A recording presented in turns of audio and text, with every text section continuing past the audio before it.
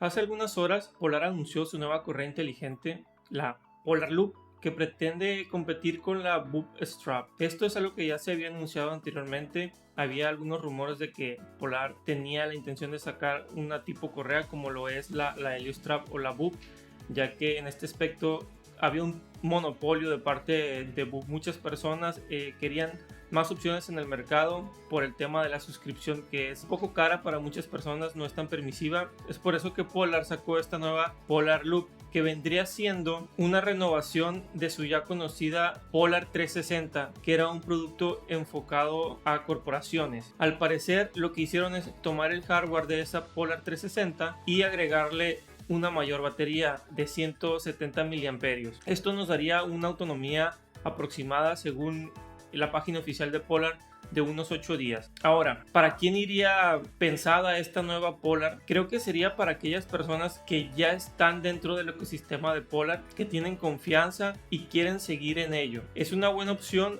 para esas personas que no quieren llevar el reloj 24/7. Es obviamente mucho más cómodo una correa, aunque por el momento se ha dicho que está hecha para que se lleve en la muñeca y no hay alguna correa que se pueda adaptar oficial al bíceps, ¿no? O sea, a mí me parece que esto es una contradicción. Probablemente después ya tengamos esas correas para el bíceps y se pueda usar, que es la manera, creo yo, más cómoda de utilizar este tipo de correas. Hablando de cosas más técnicas, los materiales de construcción de esta correa: caja y bisel de acero inoxidable. Obviamente no cuenta con pantalla e incorpora el sensor Polar Precision Prime, que es una versión anterior a la actual. Está pensada para hacer un seguimiento automático de todas tus actividades, ya sea ejercicios o la monitorización del sueño. La capacidad de la batería, como anteriormente ya se había mencionado, es de 170 mAh con una duración aproximada de 8 días. Algo que se rumorea es que esta correa no permitirá la transmisión de la frecuencia cardíaca, como sí lo hace la Heliostrap. En el apartado de la resistencia al agua,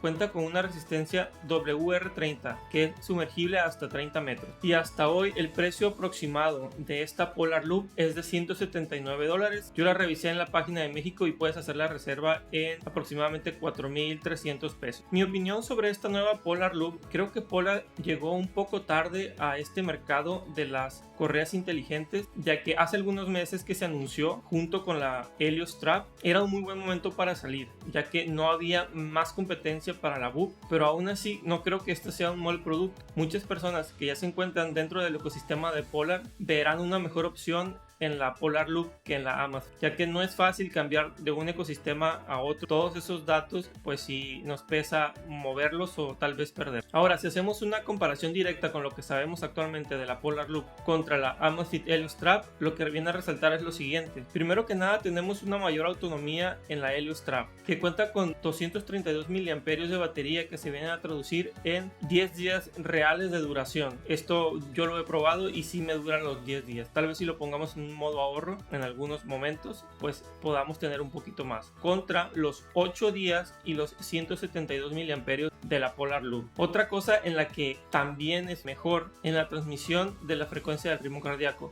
Puedes usarla como un monitor de ritmo cardíaco para cualquier dispositivo que acepte esta conexión por Bluetooth. Lo puedes conectar a un Garmin, lo puedes conectar a un Huawei, lo puedes conectar pues incluso obviamente a otro Amazfit, y eso te permite una mayor versatilidad, contrario a la Polar Loop, la cual no permite este tipo de conexiones. Incluso al parecer algunos youtubers que ya tuvieron la oportunidad de probarla dicen que Polar no recomienda utilizar la Polar Loop y algún otro dispositivo Polar al mismo tiempo. En el apartado de la resistencia al agua, por parte de la Heliostrap tenemos 5 ATM contra los WR30. Esto significa que la Heliostrap es sumergible hasta 50 metros, mientras que la Polar Loop solamente hasta 30. En el tema del precio, la Polar Loop está en aproximadamente $179, mientras que la Heliostrap salió en aproximadamente $100. Independientemente de qué tan bueno o qué tan malo sea este nuevo producto de Polar, creo que esto genera competencia dentro de las grandes marcas para que nosotros los consumidores podamos tener mejores productos